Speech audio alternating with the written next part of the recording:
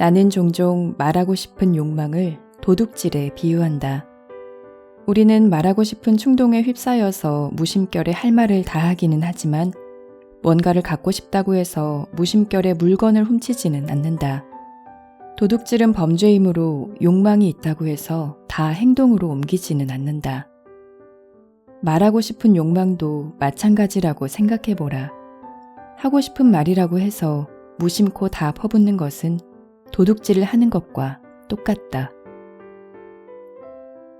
안녕하세요. 숲속의 마음 책방 강미정입니다. 오늘은 인간관계에서 작은 실천으로 아주 큰 변화를 가져올 수 있는 책을 소개해 드리려고 합니다. 제목은 아무도 상처받지 않는 대화법. 지은이는 하야시 겐타로, 펴낸 곳은 포텐업입니다. 이 책의 원제가 부정하지 않는 습관인데요.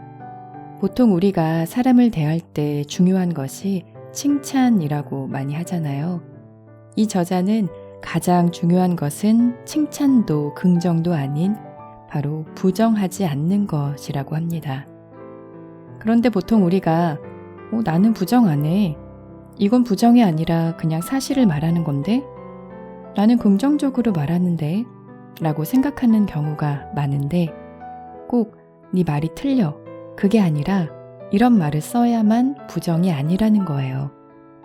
상대방의 말과 생각, 행동을 인정하지 않는 것, 상대방이 말하는데 귀담아 듣지 않고 내 이야기를 하는 것, 상대의 실수를 비난하는 것, 고민을 이야기할 때 진지하게 듣지 않는 것도 상대를 부정하는 행동이라는 거예요. 평소 스스로도 눈치채지 못하고 무의식적으로 부정하는 습관을 의식적으로 부정하지 않는 습관으로 바꾸기만 해도 인간관계는 극적으로 좋아진다고 합니다. 구체적인 예시들이 많이 나와 있어서 쉽게 이해할 수 있었고요. 저자가 옆에서 친절하게 설명해 주듯이 구어체로 쓰여져 있어서 강의를 듣거나 개인 레슨을 받는 듯한 느낌이 들었어요.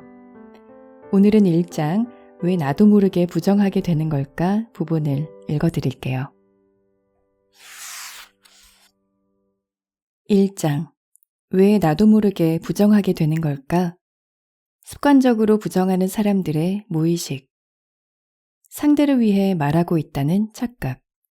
당신은 자기도 모르게 누군가를 부정하고 있다. 사람들은 대부분 자기도 모르게 상대를 부정합니다. 지금부터 그 메커니즘에 대해 이야기할게요. 사람들은 이미 알고 있습니다. 자꾸 부정만 하면 안 좋아한다는 걸, 부정하지 않고 받아들이는 게 중요하다는 걸 말이죠.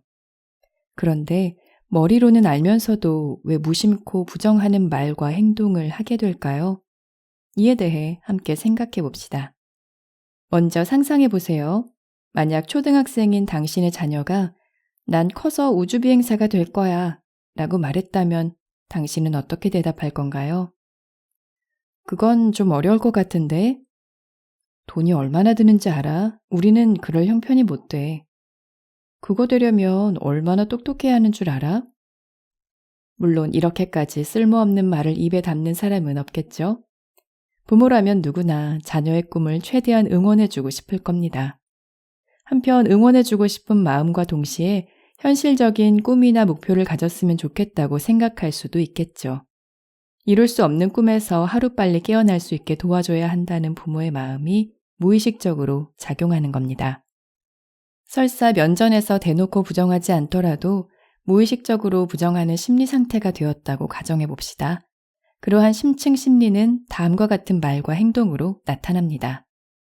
우주비행사가 되고 싶다는 이야기는 없었던 일로 치부한다.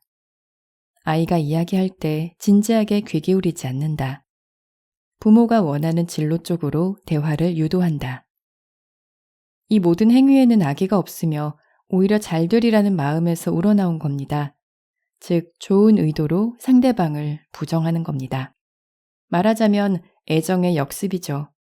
아이를 위해서 부정한다는 메커니즘이 바로 여기에 있습니다. 원래 부정하는 말에는 악의가 없다. 저희 부모님이 바로 그랬습니다.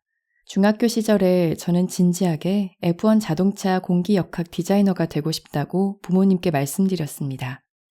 그 말을 들은 아버지는 깜짝 놀라며 이렇게 말씀하셨습니다. 좀 더 평범한 건 없냐? 하고 싶은 말은 알겠는데. 난처하다는 표정을 짓던 아버지의 얼굴이 지금도 똑똑히 기억납니다. 참고로 어머니는 하면서 한숨을 내쉴 뿐이었죠. 또 당시 담임 선생님은 그런 말도 안 되는 소리 하지 말고 진학이나 고민해라 라는 진심 어린 조언을 던졌습니다. 물론 지금은 다 이해할 수 있습니다. 나를 그렇게 대했던 어른들에게 아기가 없었다는 것도 그들의 상식으로는 그렇게 말할 수밖에 없었다는 것도 말입니다. 하지만 그런 피드백은 분명 아이의 가능성을 짓밟는 일입니다. 이때 부정하는 사람의 마음속에는 잘 되기를 바라는 마음이 전제되어 있습니다. 이 사고방식이 부정을 정당화합니다. 이렇듯 원래 부정하는 말에는 아기가 없습니다. 그래서 더 골치가 아픈 법입니다. 지지와 응원을 받은 사람이 깨닫게 되는 것들. 미국 카운슬러가 알려준 깨달음. 내가 하고 싶은 일을 말하면 부정당한다. 중학생 때 어른들과 대화를 나눈 후 저는 이렇게 믿게 되었습니다. 그리고 부모님과 선생님에 대한 분노와 불만을 마음속 깊이 아로새겼습니다. 나중에 뭐가 되고 싶냐고 물어서 솔직하게 대답했더니만 도대체 뭐야. 어차피 부정할 거면서 내가 하고 싶은 건 원래 안 된다는 말이잖아. 중학교 3학년인 제 입장에서 말하자면 어른들의 반응은 뒷북치기였습니다. 제가 정말 원하는 게 뭔지가 중요한 게 아니라 그들이 원하는 답이 돌아오기를 바라는 것 같았거든요. 물론 지금은 아버지와 선생님이 왜 그렇게 말했는지 그 의도가 뭔지 이해합니다. 저는 그 후 짜증스러운 나날을 보냈습니다. 그렇게 이런저런 일을 겪다가 어떤 계기가 생겨 미국으로 유학을 가게 되었습니다. 유학 간 학교에는 진학 카운슬러가 있더군요. 어느 날 진학 카운슬러가 물었습니다. 켄타로는 나중에 뭐가 되고 싶어? 그러자 마음속으로 또 부정당하겠구나 라고 생각하면서 F1 자동차 공기 역학 디자이너가 되고 싶다고 말했습니다. 그러자 카운슬러는 이렇게 말하더라고요. 와, 아주 멋진데? 그러면 어떻게 하면 진짜 F1 자동차 공기 역학 디자이너가 될 수 있을지 함께 고민해보자. 뭐? 멋지다고? 부모님, 선생님과는 전혀 다른 반응이 나오자 제가 더 놀랐습니다. 카운슬러의 반응은 솔직히 신선했습니다. 드디어 내 꿈을 인정받은 것 같았고 자유롭게 말해도 괜찮다는 느낌을 받았습니다. 그런데 꿈을 인정받고 어떻게 하면 될지 함께 고민해보자는 말을 들은 순간 저는 깨달았습니다. 사실 나는 그 꿈을 이루기 위해 구체적으로 계획한 게 하나도 없구나 라는 현실을 말입니다. 전적으로 부정당했을 때는 기분이 확 상했는데 막상 지지와 응원을 받으니 뭘 해야 할지 구체적으로 생각해보지 않은 저 자신을 발견한 거죠. 아, 그렇구나. 상대방에게 현실을 깨닫게 하려면 이런 접근법도 있구나. 그때 저는 바로 이 점을 체감했던 겁니다. 부정당하면 어떻게 될까? 이 상반된 경험을 비롯해서 최근 몇 년 동안 수많은 경영자와 직장인을 코칭하면서 깨달은 점이 있습니다. 부정만 당하면 마음에 상처가 생긴다. 부정만 당하면 분노가 싹튼다. 부정만 당하면 솔직하게 이야기할 수 없다. 부정만 당하면 신뢰관계를 형성하기 어렵다. 부정만 당하면 자기 긍정감이 떨어지고 자신감을 잃는다. 그런데 이 문장들을 역으로 표현하면 다음과 같이 단순한 사실을 알 수 있습니다. 부정만 하지 않아도 긍정적인 감정이 생긴다. 부정하지만 않아도 좀 더 대화하고 싶어진다. 부정하지만 않아도 신뢰관계를 형성할 수 있다. 부정하지만 않아도 자기 긍정감이 올라가고 자신감이 생긴다. 뭐 이리 당연한 말을 하는지 모르겠네. 이렇게 생각하는 분들도 있을 겁니다. 맞습니다. 당연한 말입니다. 하지만 그걸 알면서도 우리는 현실에서 의식적으로든 무의식적으로든 타인에게 부정적 메시지를 전하고 있다는 걸 기억하세요. 이것이 팩트입니다. 저 사람과 함께 있으면 일이 즐거운 이유. 심리적 안정감이 조직에 미치는 영향. 들어가는 말에서 언급했듯이 부정하는 습관만 버려도 여러 가지 장점이 있습니다. 특히 사람들과 대화할 때 심리적 안정감이 보장된다는 게 가장 큰 장점입니다. 최근에는 비즈니스 현장에서도 심리적 안정감이 조직의 성패를 좌우할 만큼 중요하다고 인정하고 있습니다. 이 용어는 하버드 대학에서 조직 행동학을 연구하는 에이미 에드먼드슨이 주창한 심리학 용어 Psychological Safety를 우리말로 그대로 번역한 것입니다. 대표적으로 구글은 2015년에 생산성이 높은 팀이나 조직에는 심리적 안정감이 있다는 취지의 연구 결과를 발표한 바 있습니다. 심리적 안정감을 알기 쉽게 설명하면 회사 내에서 누가 무슨 말을 해도 어떤 발언이나 지적을 해도 부정이나 거절을 당할 염려가 없는 상태를 뜻합니다. 원래 사람이란 누군가에게 부정당하면, 때때로 거절당하면 마음이 불안해지기 때문에 의욕과 동시에 성과가 떨어지는 경우가 많습니다. 그런데 내가 어떤 새로운 의견, 엉뚱한 아이디어를 내도 상대가 부정하지 않는다는 게 확실하다면 그 누구라도 위축되지 않고 자기 의견을 말할 수 있게 되죠. 이것이 바로 활력 있는 조직의 특성입니다. 심리적 안정감은 주로 비즈니스 리더십으로 언급되기 때문에 조직에 관련한 이야기로만 생각하기 쉽지만 개인 대 개인의 관계에서도 마찬가지입니다. 만약 당신이 부정하지 않는 대화법을 익히면 그 누구를 만나더라도 심리적 안정감을 형성할 수 있습니다. 그러면 어떤 변화가 일어날까요? 상대방의 입장에서 이야기해 볼게요. 저 사람은 내가 무슨 말을 해도 일단은 들어준다. 저 사람한테만은 솔직하게 내 생각을 말할 수 있다. 저 사람과는 안심하고 상담이나 대화, 토론을 할 수 있다. 내가 사소한 실수를 해도 저 사람은 비난하지 않는다. 내가 좀 못한다고 해도 저 사람은 나를 무시하지 않는다. 저 사람과 함께 있으면 있는 그대로의 나로 존재할 수 있다. 저 사람과 함께 있으면 편안하다. 저 사람과 함께 있으면 일이 즐거워지고 의욕이 생긴다. 어떤가요? 이것은 하나의 예에 지나지 않습니다. 하지만 당신은 알아차렸을 겁니다. 부정하지 않기 때문에 심리적 안정감을 얻을 수 있다는 사실을, 부정하지만 않아도 좋은 인간관계를 만들 수 있다는 사실을 말입니다. 많은 사람들이 인간관계에서 긍정적 사고와 칭찬의 중요성을 강조합니다.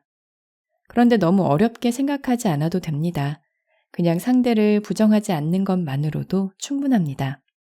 그러기 위해서는 우선 서로가 부정하지 않는 커뮤니케이션을 할 때 그 효과는 더욱 커진다는 점을 이해하는 게 중요합니다. 심리적 안정감은 혼자서 만들 수 없습니다. 서로가 부정하지 않는 관계를 형성하면 상처받을 일도 또 상처를 줄 일도 사라집니다. 이런 관계의 바탕에는 심리적 안정감이라는 틀이 형성되어 있습니다.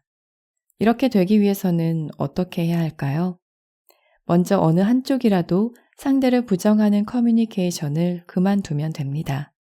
그리고 그걸 습관화하면 점점 신뢰가 싹트기 시작합니다. 자신이 부정하고 있다는 걸 왜 자신만 모를까? 부정에는 의외의 패턴이 있다. 아니 잠깐만요. 저는 부정한 적 없는데요. 말끝마다 부정적으로 말하는 사람들이 있긴 하죠. 근데 저는 안 그래요. 제가 부정하는 커뮤니케이션의 장단점을 설명하면 꼭 이렇게 말하는 분들이 있습니다. 부정하는 습관이 있는 사람들이 있다는 건 알면서도 그게 바로 자기 자신이라는 걸 잘 인정하지 않습니다. 그런데 근데 그게 아니라 라고 습관적으로 부정적인 말투를 쓰는 사람만 부정적인 사람인 건 아닙니다. 물론 그들도 포함되지만 전부는 아니라는 말이죠. 여러분은 평소 사람들과 대화할 때 다음과 같은 행동을 하지 않나요? 상대방이 말하는 도중에 끼어들어 말을 끊어버린다. 상대방이 의견을 말했을 때 그것도 좋긴 한데 라고 하며 자신의 의견을 말한다. 상대방의 이야기를 들을 때 눈을 마주치지 않고 다른 일을 하면서 듣는다. 이 상황의 공통점은 뭘까요? 바로 말로는 부정하지 않는다는 겁니다. 사실 이런 커뮤니케이션은 당신의 일상에서도 매우 비일비재합니다. 당신의 배우자가 혹은 친구가 말을 거는데 스마트폰을 보면서 이야기를 건성으로 들은 적이 있지 않나요? 바로 그런 행동이 완벽한 부정입니다. 부정의 에너지는 당신이 상상하는 것보다 훨씬 무겁다. 절대 해서는 안 되는 부정의 말. 부정할 수밖에 없을 때도 있다. 잘못된 것을 지적하지 말라는 뜻인가? 이쯤 되면 이런 생각을 하는 분도 있을 겁니다. 맞습니다. 당연히 경우에 따라서는 부정하지 않는 게 어려울 때도 있습니다. 특히 업무적으로 합리적인 판단을 하기 위해서는 상대방의 잘못된 판단이나 행동을 지적하고 부정해야 하는 상황도 있게 마련이죠. 따라서 모든 부정이 다 나쁜 것은 아닙니다. 다만 부정하는 말과 행동에는 상황을 나쁜 방향으로 움직이게 하는 에너지가 있다는 점을 기억해야 합니다. 그런데 더 큰 문제는 많은 사람들이 이런 에너지의 흐름에 무심하다는 사실입니다. 여기서 여러분에게 한 가지 질문을 하고 싶습니다. 어떤 상황에서도 절대 해서는 안 되는 부정의 말은 뭘까요? 잠시 생각해 보세요. 여러분은 어떤 말이 떠오르나요? 이제 질문에 대한 답을 드릴게요. 절대 해서는 안 되는 부정의 말은 바로 상대방의 존재 자체를 철저히 부정하는 것입니다. 우리 회사에서 당신 같은 사람은 필요 없어요. 너 같은 애 하나쯤 없어져도 아무 상관없거든. 네 의견 같은 건 아무 의미가 없어. 이것이 바로 상대방의 존재를 철저히 부정하는 말들입니다. 존재를 철저히 부정당했을 때, 인간으로서 존엄성을 훼손당했을 때 그 사람의 마음에는 큰 상처가 남습니다. 물론 이 책을 읽고 있는 분들 중에 이렇게까지 부정적인 말을 하는 사람은 없을 거라고 믿습니다. 하지만 오늘도 많은 사람들이 너무나 쉽게 상대방의 의견을 부정하는 말을 내뱉습니다. 혹은 그저 의견에 대해 부정했을 뿐인데 의견 부정이 곧 나를 부정했다라고 느낄 수도 있습니다. 최선을 다해서 기획하고 프레젠테이션을 했는데 모두 부정당했다. 치열하게 고민해서 회의 때 의견을 말했는데 아무도 귀 기울여주지 않았다.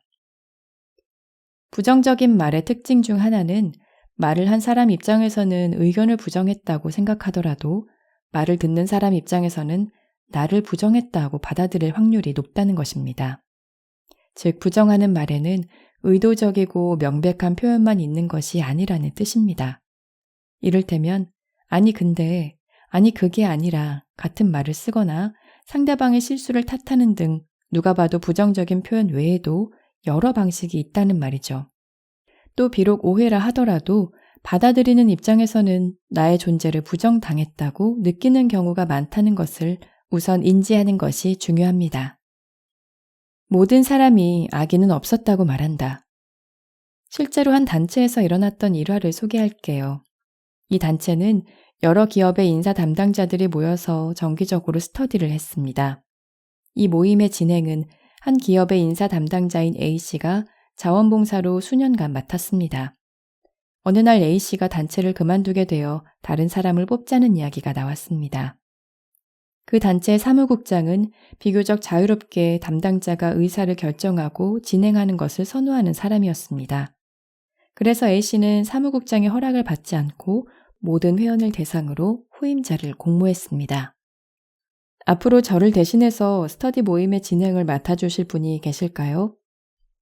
그랬더니 2달 전에 단체에 가입해서 스터디 모임에 한 번밖에 참여하지 않았고 진행 순서도 잘 모르는 사람이 자진해서 하겠다고 나서는 일이 벌어졌습니다. 그 일을 알게 된 사무국장은 난처했습니다. 아무리 자유롭게 의사를 결정하는 문화라 해도 단체를 대표하는 행사의 진행자를 뽑는 문제를 자신에게 확인도 하지 않고 진행했다는 것에 불편한 마음이 들었기 때문입니다.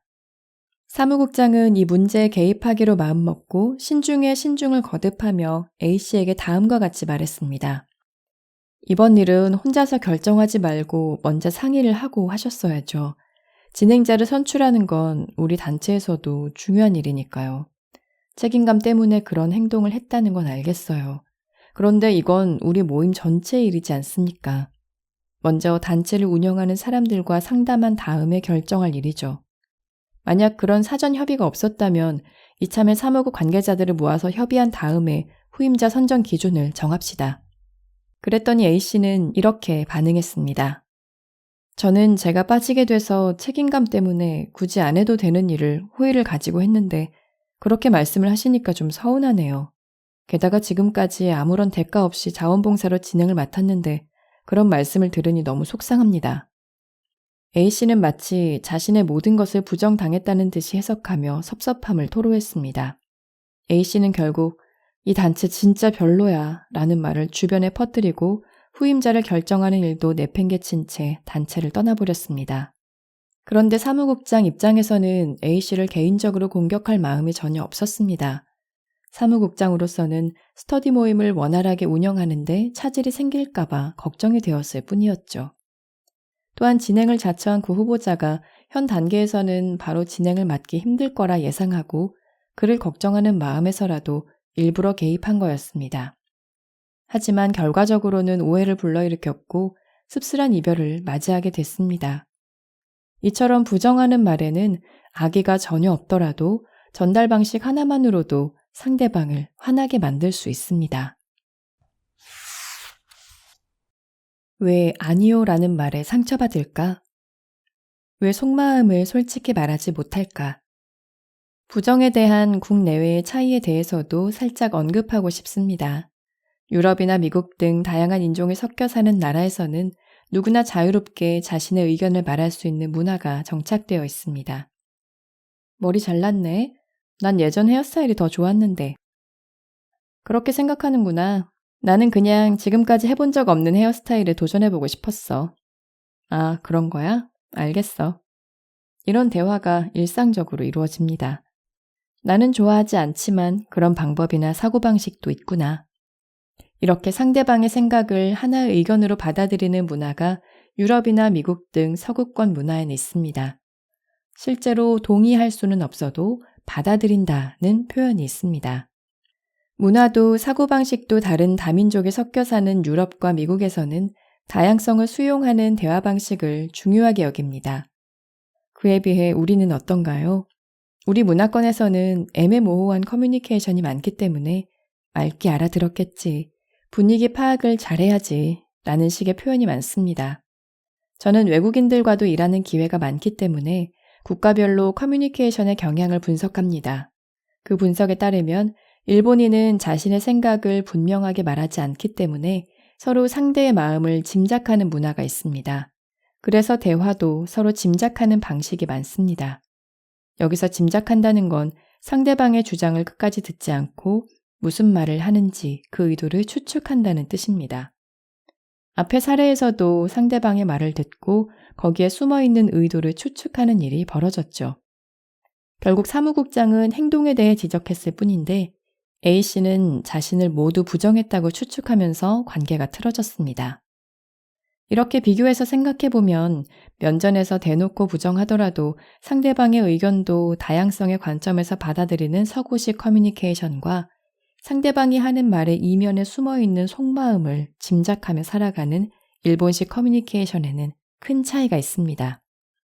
서구 사람들은 직설적인 부정을 받아들이는 데 익숙한 반면 우리는 직접적으로 부정당하는 데 익숙하지 않다는 말이죠. 여기서 제가 하고 싶은 말은 우리도 이제 서구 사람들처럼 자신의 의견을 분명하게 말하자는 게 아닙니다. 나라마다 문화가 다르고 사람마다 습관이 다릅니다. 그 차이를 인정하지 않고 모두 한결같이 솔직하게 속마음을 털어놓게 된다면 오히려 인간관계에서 트러블이 생길 뿐입니다. 우선 일본인은 부정적인 말에 익숙하지 않다는 걸 인정합시다. 그게 현실입니다. 이 현실을 인정하는 상태에서 말과 행동을 어떻게 해야 할지 고민하는 게 더 합리적이라는 말입니다. 속마음을 숨기는 커뮤니케이션이 말하는 것. 여기서 이런 질문을 던질 수 있을 겁니다. 왜 우리는 부정하는 말을 받아들이지 못할까? 동서양을 막론하고 전 세계적으로 부정하는 언어가 있기 때문에 국가별로 별 차이가 없을 것 같죠? 그런데 사실 문화적 배경이 다른 데서 오는 차이가 조금은 있습니다. 다음 두 가지를 생각해 볼 수 있습니다. 첫째, 폐쇄적이고 집단적인 사고방식에서 나온 언어 습관. 둘째, no라는 직접적인 표현이 없다. 하나씩 살펴보겠습니다. 첫째, 폐쇄적이고 집단적인 사고방식에서 나온 언어 습관. 이것은 일반론이긴 한데 좋든 나쁘든 간에 우리 사회에는 폐쇄적인 집단 문화가 큰 영향을 끼치고 있습니다. 여기서 폐쇄적인 집단이란 촌락 단위의 지역 사회를 말합니다. 일반적으로 같은 생활 습관을 가진 사람들이 모여서 서열을 정하고 그 집단에서 정한 규칙을 누군가 위반하면 배제하는 습성을 갖고 있습니다. 만약 주변 사람들과 생각이 다른 별종 혹은 돌연변이가 나오면 까딱만 잘못해도 마을에서 추방해버립니다. 봉건제하에서 집단으로 벼농사를 지었던 사회에서나 있을 법한 일이 아니냐고 반문할지도 모르지만 지금도 이와 비슷한 일이 벌어지고 있습니다. 이런 문화가 모두의 마음속에 깔려있기 때문에 자신의 생각을 내세우기보다는 상식적으로 뭐뭐여야 한다, 뭐뭐 해야 한다 등 주위의 시선이나 사회 통념에서 벗어나지 않으려고 애쓰는 겁니다. 불과 몇 년 전만 해도 몇 세가 되면 결혼해야 한다, 체면을 차려야 한다는 것을 불문율처럼 여겼던 사회 풍조의 뿌리도 여기에 있습니다. 그러다 보니 만약 자신이 누군가에게 부정당한다고 느끼면 무의식적으로 커뮤니티에 속하지 못하게 된다와 같은 의미로 받아들이면서 극심한 불안감과 두려움을 느끼는 것이죠. 둘째, 노라는 직접적인 표현이 없다. 일본어의 특징 중 하나는 노에 해당하는 말을 잘 쓰지 않는다는 것입니다. 네, 아니요 라는 단어는 있지만 일상 대화에서 아니요를 적극적으로 쓰는 경우는 드뭅니다. 예를 들어 미국의 레스토랑에서 빵을 리필할지 여부를 물었을 때 필요 없으면 이렇게 말할 겁니다. No, thank you. 이 문장에는 솔직하게 no라는 말이 들어있습니다. 그런데 우리 사회에서는 주로 괜찮습니다, 감사합니다 라고 말합니다. 아니요 라고 말하지 않고 괜찮아요 라고 말하는 거죠. 그런데 바로 이런 언어 습관 때문에 누군가에게 아니요 라는 말을 듣거나 부정당하면 쉽게 상처를 받는다는 게 문제입니다. 그렇다면 왜 우리는 이렇게 부정하는 언어 습관에 익숙하지 않으면서도 쉽게 누군가를 부정하는 걸까요? 이런 현상 역시 폐쇄적인 집단 문화 때문이라고 보면 됩니다. 우리는 집단에서 살아남으려면 모든 구성원에게 미움받지 않아야 했기 때문에 아니요 라는 말에 익숙하지 않은 반면에 그와 같은 이유로 사회 통념에서 벗어나는 사람에게는 쉽게 부정의 메시지를 보내는 거죠. 그래야 나는 그 집단에서 살아남을 수 있으니까요. 이 문화에 대한 풍조를 논하는 것이 주제가 아니므로 이 이야기는 이쯤에서 끝내겠습니다. 요즘은 유명인이 조금만 실언을 하거나 실수를 해도 SNS가 들끓으면서 사회에서 매장당하는 일이 비일비재합니다. 이런 현상의 뒷배경에는 이런 뿌리 깊은 요인이 있다는 것만 알아두어도 사람들의 심리를 이해하는 데 큰 도움이 될 수 있습니다. 네, 오늘 낭독은 여기까지입니다. 대화할 때 옳고 그름을 따지거나 사실이냐 아니냐를 가리기보다 이 대화의 맥락과 상대의 감정을 먼저 생각하면 부정하는 말을 많이 줄일 수 있을 것 같아요. 진실을 말하거나 내 솔직한 생각을 표현하는 게 나쁜 것은 아니지만 저자의 말대로 동양의 문화는 노라고 말했을 때 그저 하나의 의견으로 받아들이는 게 아니라 자신이 거절당한 것이라고 생각하는 경향이 있다는 걸 고려한다면 좀 더 친절한 말로 대화와 관계를 이어갈 수 있을 것 같습니다. 오늘도 숲속의 마음 책방에 찾아주셔서 고맙습니다.